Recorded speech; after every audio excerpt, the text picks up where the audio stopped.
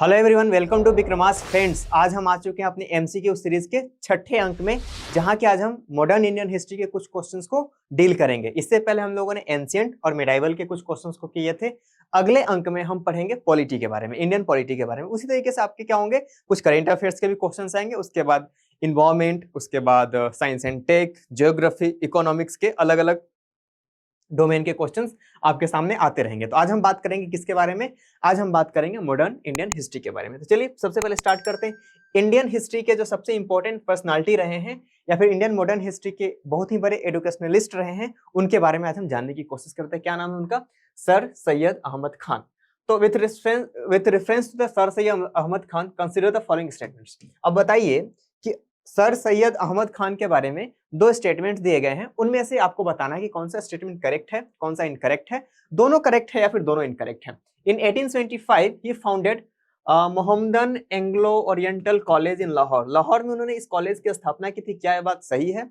He interpreted the Quran of in the light of contemporary rationalism and science. कुरान को उन्होंने किस तरह से इंटरप्रेट किया था? कुरान को उन्होंने इंटरप्रेट किया था अभी के समय में, मतलब अभी के समय में मतलब उनके समय में, मौजूदा समय में इसका रेशनलिज्म और साइंस से क्या लेना देना है। तो आपको बताना है इसमें से कौन सा ऑप्शन करेक्ट होगा। चलिए चलते हैं करेक्ट ऑप्शन की तरफ। Option B is the correct answer, मतलब कि सेकंड वाला जो है करेक्ट है, फर्स्ट वाला इनकरेक्ट है। उन्होंने लाहौर में नहीं स्टार्ट किया था, कहाँ स्टार्ट किया था आइए देखते हैं। स्टार्ट किया था अलीगढ़ में। तो देखिए, sir Syed Ahmad Khan was the one of the most important reformers among Muslims. Muslims के अंदर में बहुत ही इंपॉर्टेंट रिफॉर्मर्स थे। वो क्या थे? वो एक साइंटिफिक टेम्पर रखने वाले व्यक्ति थे, और उन्होंने मुसलमानों को बोला कि आप लोगों को अगर तरक्की करनी है तो आपने क्या करना है, आपने साइंस पढ़नी है। उन्होंने फिर मुस्लिम जो अपर क्लास थे उनको क्या बोला कि भाई आप वेस्टर्न एजुकेशन और कल्चर को एडॉप्ट करो, क्योंकि रिवोल्ट ऑफ 1857 के बाद क्या हुआ था, modern ideas and education religious reforms begin to appear. ये देखने को मिलता है कि बहुत सारा रिलीजियस रिफॉर्म्स आता है सामने। वहीं इसी के साथ साथ 1863 कलकत्ता में क्या फाउंड किया गया, मोहम्मदन लिटरेरी सोसाइटी। उसी का उन्होंने अलीगढ़ मूवमेंट चलाया, जहां पे मोहम्मदन एंग्लो ओरिएंटल कॉलेज को एस्टेब्लिश किया, जिसको कि अलीगढ़ मुस्लिम यूनिवर्सिटी के नाम से आज के टाइम पे हम जानते हैं। ये क्या है? यह एक अभी यूनिवर्सिटी है, सेंट्रल यूनिवर्सिटी। अभी के टाइम पे भी ये बहुत ही एजुकेशन के क्षेत्र में बहुत अच्छा काम कर रहा है। यहाँ पे एडमिशन लेना बहुत से स्टूडेंट्स का क्या होता है, सपना होता है। तो ये था इनके बारे में। उन्होंने कुरान को इंटरप्रेटेट किया था कैसे, कि कंटेम्प्रेरी रेशनलिज्म और साइंस से इसका किस तरह का संबंध है। चलिए आगे बढ़ते हैं। अगर आगे देखते हैं तो who among the following is associated with the philosophy of bomb. Philosophy of the bomb, a critic of non violence that sought explain the thinking behind revolutionary actions. तो फिलोसफी ऑफ बम किन्होंने लिखा था, या फिर इस संस्था से किनका जुड़ाव था? सरदार भगत सिंह, जतिन दास, सचिंद्र सन्याल या फिर भगवती चरण बोहरा। आप सभी को पता होगा इसका करेक्ट आंसर। इसका करेक्ट आंसर क्या होगा? भगवती चरण बोहरा। तो option d is the correct answer. The philosophy of the bomb was written by Bhagwati Charan Vohra in early 1930 as the proclaimer of intervention of the debates among the nationalist circle about the role of violence in the anti colonial movement in India. जो anti colonial movement चल रहा था India के अंदर में, उसके role पे, उस पे चर्चा की गई थी। किसमें? द फिलोसफी ऑफ बम में। Bhagwati Charan Bohra was part of the Hindustani socialist Republican association, SSRA, जिसके कि पहले हम HRA के नाम से भी जानते थे, बाद में इसको HSRA कर दिया गया, Hindustan Socialist Republic Association. Next question की तरफ अगर हम चले तो reference to the office of secretary of state during the British colonial rule in India, consider the following statement. अब office of secretary of states के रिगार्डिंग आपको बताना है कि नीचे दिए गए स्टेटमेंट्स में से कौन सा स्टेटमेंट करेक्ट है। आइए पढ़ते हैं। It was created by the government of India act 1858 to supervise the administration of India. 1858 के गवर्नमेंट ऑफ इंडिया एक्ट के तहत इसको क्रिएट किया गया था। क्यों क्रिएट किया गया था? इसको एडमिनिस्ट्रेशन, इंडिया के अंदर का जो एडमिनिस्ट्रेशन था उसको सुपरवाइज करने के लिए। The secretary of the state served as the personal representative of the British crown in India and was accountable to it. इसको अकाउंटेबल ठहराने के लिए इस पद को सृजित किया गया था। ऑप्शन ए करेक्ट है, ऑप्शन बी करेक्ट है, मतलब कि सिर्फ स्टेटमेंट 1 करेक्ट है, या फिर स्टेटमेंट 2 करेक्ट है, या फिर दोनों स्टेटमेंट करेक्ट है, या फिर इनमें से कोई स्टेटमेंट करेक्ट नहीं है। आइए देखते हैं इसका correct answer.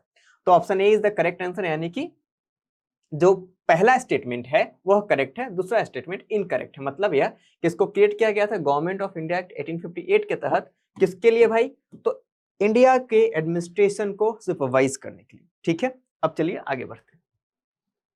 The Government of India Act 1858 ended the company rule and system of double government by the Board of Control in England and Court of Directors of the company। अब देखिए 1858 किस दौर में आ रहा है, यह वह दौर है जब इससे कुछ समय पहले ही 1857 का रिवोल्ट हुआ था और इसने अंग्रेजों को क्या किया था, झकझोर कर रख दिया था। इसने अंग्रेजों को अंदर से हिला कर रख दिया था, उन्हें डरा कर रख दिया था, उन्हें सहमा कर रख दिया था कि अगर इसी तरीके से चलता रहा तो हम कैसे इंडिया जैसे बड़ी कॉलोनी को कंट्रोल करेंगे, कंट्रोल करने के साथ साथ कैसे हम इन सारे अफेयर्स को संभालेंगे। तो उन्होंने क्या किया कि जैसे उससे पहले क्या आ रहे थे, चार्टर एक्ट आ रहे थे, अब क्या किया उन्होंने, GOI government of India act लेकर आए और इसको क्या बोलते हैं, वो गुड गवर्नेंस एक्ट के नाम से बोलते हैं। हालांकि एक्ट तो बहुत दिन के बाद आना था क्योंकि तुरंत ही 1853 का एक्ट आया था, लेकिन ये जो उनके लिए जो शॉकिंग चीज था, जो कि रिवोल्ट होता है 1857 का, उसके बाद से उन्होंने क्या किया, अपने ऑर्गेनाइजेशन में मूलचूल परिवर्तन किए और secretary of state of India का एक पोस्ट क्रिएट किया जिसका काम यह था एडमिनिस्ट्रेशन को देखना। और इसी एक्ट के तहत हुआ क्या कि जो जितना भी पोजीशन था इंडिया के अंदर में ब्रिटिशर्स का, वो सभी चला गया इंग्लैंड के मोनार्क के पास और बोला गया कि तुम लोगों की बस की बात नहीं है इंडिया को कंट्रोल करना, अब हम इसको इंडिया को कंट्रोल करेंगे। वहां जो कैबिनेट का मेंबर होता था वो secretary of state of India का पोस्ट संभालता था। देखिए स्वदेशी मूवमेंट से एक क्वेश्चन आपसे पूछा जा रहा है कि with reference to the Swadeshi movement consider the following statements. नीचे दिए गए तीनों स्टेटमेंट को आपको पढ़ना है और आपको बताना है कि इसमें से कौन सा स्टेटमेंट करेक्ट है। पहला स्टेटमेंट अगर हम पढ़ें, it had its genesis in the anti partition movement of Bengal. इसकी शुरुआत कहाँ होती है, एंटी पार्टीशन मूवमेंट में, कहाँ के, बंगाल से। अब इसका क्या मतलब हुआ आगे मैं आपको समझाता हूँ। The big zamindars of Bengal did not extended support to the swadeshi cause. अब ये स्वदेशी को जो वहां के बड़े जमींदार थे उसको क्या कर रहे थे, सपोर्ट नहीं कर रहे थे। समितिस corps of volunteers helped in mobilization of the mass support for the movement। तो क्या समितिस करके एक जो संस्था बनाई गई थी जो कि वॉलंटियर्स का क्या था, एक कोर था, क्या वो हेल्प कर रहे थे एक जगह से दूसरी जगह सपोर्ट और मूवमेंट को। इसमें से कौन सा स्टेटमेंट करेक्ट है, आइए देखते हैं। Option C is the correct, यानी कि first and third, second is incorrect. अब देखते हैं इसके एक्सप्लेनेशन को। अगर मैं आपसे बात करूं कि एंटी पार्टीशन मूवमेंट, अब देखिए लॉर्ड कर्जन ने क्या किया था, बंगाल का पार्टीशन कर दिया था। अब अगर लॉर्ड कर्जन ने बंगाल का पार्टीशन कर दिया था, तब ऐसे में क्या हुआ, अब ऐसे में यह हुआ कि वहां पे एंटी पार्टीशन मूवमेंट इवॉल्व होने लगी। जब एंटी पार्टीशन मूवमेंट इवॉल्व होने लगता है तो क्या होता है कि लोगों ने क्या किया, स्वदेशी मूवमेंट की शुरुआत हो जाती है। उसके बाद से स्वदेशी मूवमेंट की शुरुआत होती है। तो अब देखिए बंगाल के पार्टीशन के पीछे का अंग्रेजों का क्या मंशा था, बंगाल के पार्टीशन के पीछे का जो अंग्रेजों का मंशा यह थी कि उन्होंने क्या करना स्टार्ट कर दिया था कि वहां पे जो रिवोल्यूशनरी एक्टिविटीज हो रही थी, जो क्रांतिकारी गतिविधियां हो रही थी, उनको लिमिट करने के लिए, उनको चेक एंड बैलेंस एस्टेब्लिश करने के लिए उन्होंने क्या किया, बंगाल को दो हिस्सों में विभाजित कर दिया, जो कि पूर्वी बंगाल और पश्चिमी बंगाल के नाम से जाना गया। उसके बाद उन्होंने क्या किया, उसके बाद वहां पे नेशनलिज्म को इन्होंने क्या किया, कंट्रोल करने की कोशिश की, लेकिन वो बहाना क्या दिया, उन्होंने एक्सक्यूज क्या दिया कि हम क्यों इसको डिवाइड कर रहे हैं। उन्होंने यह बोला कि हम एडमिनिस्ट्रेशन के पॉइंट ऑफ व्यू से इसको डिवाइड कर रहे हैं, बल्कि उन्होंने रिलीजन के पॉइंट ऑफ व्यू से इसका डिवीजन किया था। उस तरफ वाले, मतलब कि पश्चिमी जो बंगाल था वहां पे मेजोरिटी में थे मुस्लिम पॉपुलेशन और पूर्वी बंगाल में मेजोरिटी में थे कौन, हिंदू पॉपुलेशन। तो ऐसे सिचुएशन को उसने क्या किया कि चेक एस्टेब्लिश कर दिया कि हिंदुओं को अलग और मुसलमानों को अलग, ताकि जो रेवोल्यूशनरी एक्टिविटीज जो इवॉल्व हो रही थी बंगाल में उसको कुछ हद तक कंट्रोल किया जा सके। तो उसके विरोध में क्या हुआ कि उसके विरोध में स्वदेशी मूवमेंट शुरू हो गया। स्वदेशी मूवमेंट का मतलब ये हुआ कि आपको जो भी चीजें हैं वो अब हम अपना अपनाएंगे, या फिर विदेशी का बहिष्कार शुरू हो गया, फिर बहुत सारी चीजें स्टार्ट हो गई। और उसके साथ समिति जो थी, तो फर्स्ट ऑप्शन 1 तो करेक्ट हुआ क्योंकि एंटी पार्टीशन मूवमेंट में इसको इवॉल्व होता है, ये आगे चलता है। उसी के साथ साथ समिति जो कि वॉलंटियर्स होती है कॉप्स की, हेल्प इन द मोबिलाइजेशन, ये क्या कर रहे थे, मोबिलाइजेशन प्रोवाइड कर रहे थे किसको, स्वदेशी मूवमेंट को सपोर्ट के लिए। ठीक है, the samitis took the swadeshi message to the villages through magic lantern lectures and swadeshi songs. गाने बाजे के साथ वहां तक चीजों को पहुंचा रहे थे। Gave physical and moral training to the members, ये क्या कर रहे थे, मेंबर्स को ट्रेनिंग पहुंचा रहे थे। इसी के साथ साथ इनका मोरल भी डाउन ना हो इसके लिए भी उन्हें क्या कर रहे थे, मोटिवेट कर रहे थे। चलिए अगले क्वेश्चन, अगले स्टेटमेंट में देखें। इसका सबसे इंपॉर्टेंट कैरेक्टरिस्टिक्स ये था मूवमेंट का कि एक्टिव पार्टिसिपेशन ऑफ वुमेन भी देखने को मिलता है इन दिस मूवमेंट। आप देखिए 1904 1905 अभी से करीब करीब 100 इयर्स अगो, 100 इयर्स से भी ज्यादा, 120 इयर्स अगो, 119 इयर्स अगो, वहां पे भी वुमेन्स पार्टिसिपेट कर रही थी। किसमें? एक एंटी पार्टीशन मूवमेंट या फिर स्वदेशी मूवमेंट, इसको जो हम नाम देते हैं। इसमें पहली बार हमको ऐसा देखने को मिलता है कि वुमेन्स ने पार्टिसिपेट किया था इतने लार्ज नंबर में नेशनल मूवमेंट में। बाद में सिविल डिसोबीडियंस में इसका भी रिकॉर्ड टूटता है। जब मैं आगे आपको सिविल डिसोबीडियंस पढ़ाऊंगा या फिर उससे रिलेटेड कोई एमसीक्यूज लेकर आऊंगा तो वहां चल के आपको काफी ज्यादा क्लियर होगा। The women of the urban middle class came out in a large number and participated in the Swadeshi movement. They carried out positions and picketing work. तो क्या करते थे वो हेल्प पहुंचाते थे लोगों को। और किस क्लास के लोग थे? वे थे अर्बन मिडिल क्लास के लोग। शहरी जो मध्य वर्ग की महिलाएं थी वो उनका पार्टिसिपेशन इसमें बहुत ज्यादा देखने को मिलता है। 5 नंबर क्वेश्चन की अगर हम बात करते हैं, in the context of the Indian freedom struggle Bengali, Hitavadi और संजीवनी क्या था? आपको बताना है कि बंगाली, हितवादी और संजीवनी ये क्या थे। मतलब कि न्यूज़पेपर्स थे या फिर जर्नल्स थे या फिर रेवोल्यूशनरी ऑर्गेनाइजेशन थे। कोई रेवोल्यूशनरी क्रांतिकारी ऑर्गेनाइजेशन की मैंने अभी आपको बताया HSRA, तो क्या कुछ ऐसा था? या फिर अनुशीलन समिति, अभिनव भारत, कुछ ऐसी चीजें थी क्या? उसी के साथ साथ societies focused on social reforms, एक ऐसी सोसाइटी थी जो कि सोशल रिफॉर्म पे फोकस कर रही थी, जैसे कि ब्रह्म समाज या फिर ब्रह्मो समाज या फिर रामकृष्ण मिशन या फिर आर्य समाज, कुछ ऐसा था क्या? या फिर एजुकेशनल ऑर्गेनाइजेशन या फिर एजुकेशनल ऑर्गेनाइजेशन थे, जैसे कि स्वामी दयानंद सरस्वती ने क्या ओपन किया था? DAV ओपन किया था। अभी हमने सर सैयद को पढ़ा, उन्होंने क्या किया था? उन्होंने Aligarh Mohammedan oriental college establish किया था। तो कुछ ऐसा था क्या ये? हितवादी, बंगाली या फिर संजीवनी? क्या होना चाहिए इसका करेक्ट आंसर? इसका करेक्ट आंसर क्या होना चाहिए? Journals and newspapers. देखिए आइए चलते हैं करेक्ट आंसर की तरफ। तो option A is the correct answer. जैसे कि मैं आपको बता रहा था, ये पत्र और पत्रिकाएं थी जो कि लोगों के बीच जाकर क्या करती थी? उनको अवेयर करती थी, उनको बताते थे ये लोग कि क्या किस तरह की चीजें हैं जो कि आप कर सकते हो, आपका किस तरीके से शोषण हो रहा है, जो विदेशी जो सत्ता है हमारा किस तरीके से शोषण कर रही है। तो ये सारी चीजें उन तक पहुंचाई जाती थी। चलिए चलते हैं एक्सप्लेनेशन पार्ट की तरफ। तो देखिए, Bengalee was a newspaper started by Surendra Nath Banerjee. किन्होंने स्टार्ट किया था? सुरेंद्र नाथ बनर्जी जी ने। वही अगर मैं बात करूं संजीवनी की, तो इसको स्टार्ट किया गया था कृष्ण कुमार मित्रा के द्वारा। और अगर मैं हितवादी की बात करूं तो इसको स्टार्ट किया गया था द्विजेंद्र नाथ टैगोर जी के द्वारा। और ये सारे जर्नल्स थे। A powerful press campaign was launched against the partition proposals through these journals and newspapers। तो लोगों तक जो पहुंच होता है ना, मीडिया, आप अभी भी देख सकते हैं कि मीडिया का जो पावर है वो अभी भी काफी इन्फ्लुएंशियल है। लोगों तक अभी भी इस बात पे वो ज्यादा भरोसा करते हैं कि आखिर न्यूज़पेपर क्या बोल रहा है, आखिर न्यूज चैनल्स क्या बोल रहे हैं, उन पे उनका ज्यादा बिलीव होता है। तो मीडिया का जो पावर है, और मीडिया में भी अगर मैं आपको बोलूं तो मास मीडिया, तो उस वक्त का जो मास मीडिया था न्यूज़पेपर ही था। रेडियो, टेलीविजन जैसी चीजें उस वक्त पे थी नहीं। इसी के साथ साथ अभी की अगर मैं बात करूं तो सोशल मीडिया क्या है, लगभग प्रिंट मीडिया की जगह ले चुका है, इलेक्ट्रॉनिक्स मीडिया की जगह ले चुका है। अब न्यूज चैनल से ज्यादा अप्रोच कहां पे? सोशल मीडिया से। तो अगर आपसे क्वेश्चन आ जाए मेंस में, तो आप यहां से भी क्वेश्चन को क्या कर सकते हैं? अप्रोच कर सकते हैं। आइए चलते हैं अगले क्वेश्चन की तरफ। छठा नंबर क्वेश्चन आपसे पूछा जा रहा है कि the object of the Cunningham circular in 1930। Cunningham circular 1930 का ऑब्जेक्टिव क्या था? टू आई थिंक यहाँ ऑब्जेक्टिव होना चाहिए, yes, to defend the honour of the national flag. क्या नेशनल फ्लैग को डिसऑन करना था या फिर उसके ऑनर को डिफेंड करना था? To forbid student from participating in the political activities.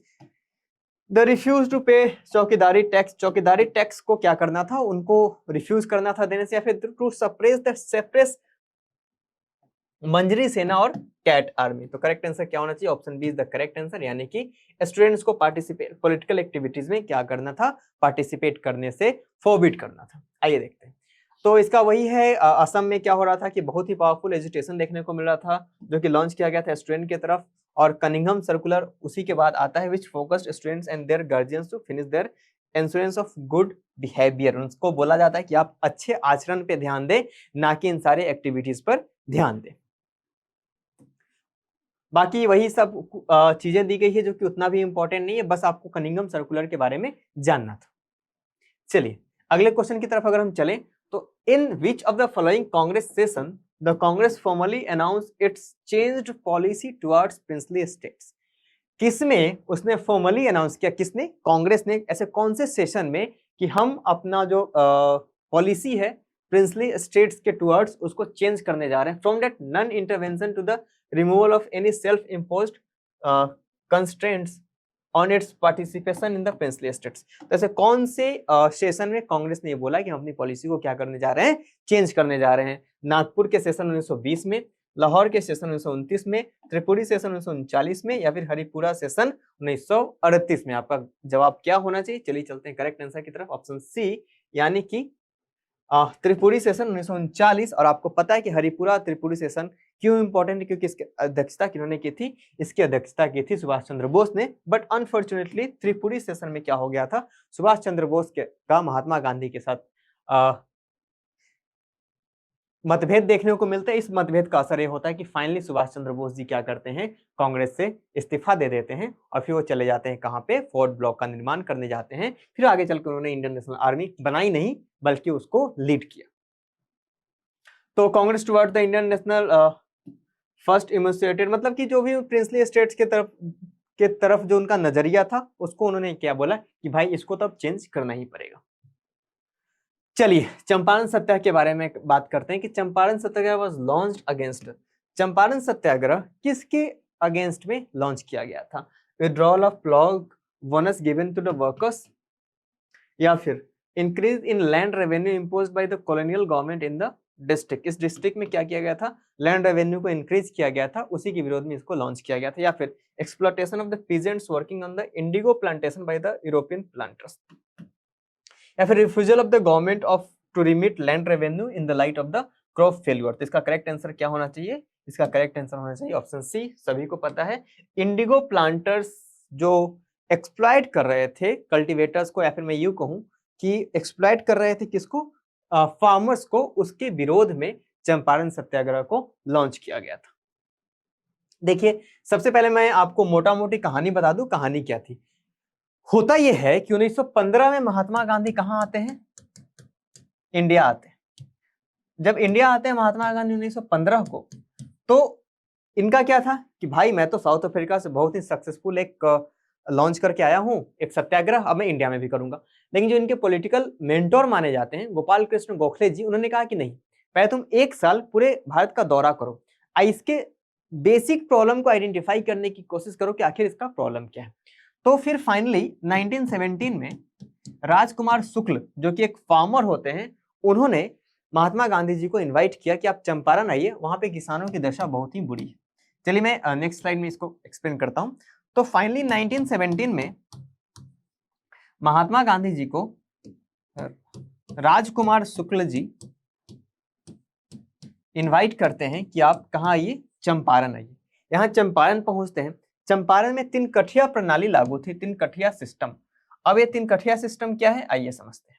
3 Kathiya system में क्या होता था कि आपको देखिए 20 कट्ठे में 1 बीघा होता है।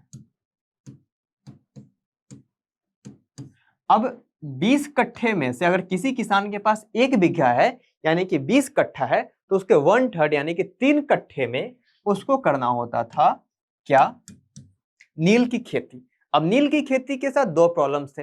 पहला प्रॉब्लम कि जिस खेत में नील की खेती होती थी उसका असर उसके फर्टिलिटी पे पड़ता था। इसी के साथ साथ दूसरा प्रॉब्लम यह था कि जो प्लांटर्स थे वो सही कीमत नहीं दे रहे थे किसानों को, तो किसान इससे भी नाराज थे। फाइनली महात्मा गांधी जी वहां पहुंचते हैं, वहां पे सत्याग्रह करते हैं। इंडिया के अंदर में पहला सफल सत्याग्रह होता है महात्मा गांधी जी का, कहां पे, चंपारण सत्याग्रह में। और बहुत ही सफलतापूर्वक क्या करते हैं, फाइनली इस लॉ को रिमूव करा देते हैं महात्मा गांधी जी, जो कि बहुत ही उनको सफलता प्राप्त होती है। उसके बाद अहमदाबाद भी जाते हैं, खेड़ा भी जाते हैं, खैर उसकी कहानी बाद में कभी। अब आते हैं 9th नंबर क्वेश्चन में, जहां पे लिखा है आपके सामने कि the charter act of 1830 provided for, 1813 का चार्टर एक्ट क्या प्रोवाइड करता है, opening of the Indian trade for all British merchants. जितने भी ब्रिटिशर्स थे उनको इंडियन ट्रेड के लिए अलाउ मिल जाता है, मतलब कि मोनोपोली खत्म कर दी जाती है ईस्ट इंडिया कंपनी की। Allocation of company resources for the spread of the modern science in India, India के अंदर मॉडर्न साइंस के लिए कुछ रिसोर्सेज एलोकेट किए जाते हैं, किसके द्वारा? कंपनी के द्वारा। उसी के साथ ending of the east India companies monopoly in the T trade, India के अंदर में ईस्ट इंडिया कंपनी की टी ट्रेड में मोनोपोली को खत्म कर दिया जाता है। क्या ऐसा कुछ था? चलिए देखते हैं explanation. Option B first and second, third incorrect है, क्योंकि चाइना और चाय, टी एंड चाइना, इसको छोड़कर बाकी सभी में क्या होता है? मोनोपोली को खत्म कर दिया जाता है। तो इसका एक्सप्लेनेशन है, आप इसका स्क्रीनशॉट ले सकते हैं। अगर मैं लाइन बाय लाइन समझाऊंगा तो ये लंबा हो जाएगा, बाकी मैंने जो इसका ग्लिम्स है वो आपको बता दिया है। अब बात करते हैं क्वेश्चन नंबर 10 और आज का आखिरी क्वेश्चन की। Consider the following statement with respect to the INA relief and inquiry committee. अब ये क्या है समझते हैं। It was set up by Subhash Chandra Bose, ये सुभाष चंद्र बोस जी के द्वारा सेटअप किया गया था। Its main objective was to rehabilitate the INA prisoners after their trial, trial के बाद उनको रिहेबिलिटेट करने की एक इसका मेन ऑब्जेक्टिव था। क्या है इसका, क्या होना चाहिए करेक्ट आंसर? फर्स्ट सेकंड दोनों या फिर इनमें से कोई नहीं। तो option B is the correct answer. इनका क्या ऑब्जेक्टिव था भाई? कि हम रिहेबिलिटेट करेंगे INA प्रिजनर्स को ट्रायल के बाद। तो सुभाष चंद्र बोस जी ने इसका नहीं किया था, क्योंकि इसके मेंबर थे सुभाष चंद्र बोस, जबकि इसको स्टार्टिंग बहुत पहले ही कर दिया गया था। तो दोस्तों ये था आज का MCQ सीरीज का 10 क्वेश्चन, जिसमें कि हमने क्या किया? मॉडर्न इंडियन हिस्ट्री को कवर किया। कल के MCQs में हम कवर करने जा रहे हैं इंडियन पॉलिटी को। तो पॉलिटी के बाद अब अलग अलग सब्जेक्ट्स के MCQs आपके सामने आते रहेंगे। तो फ्रेंड्स आज के लिए फिलहाल इतना ही, अब मिलते हैं नेक्स्ट लेक्चर में। Thank you very much.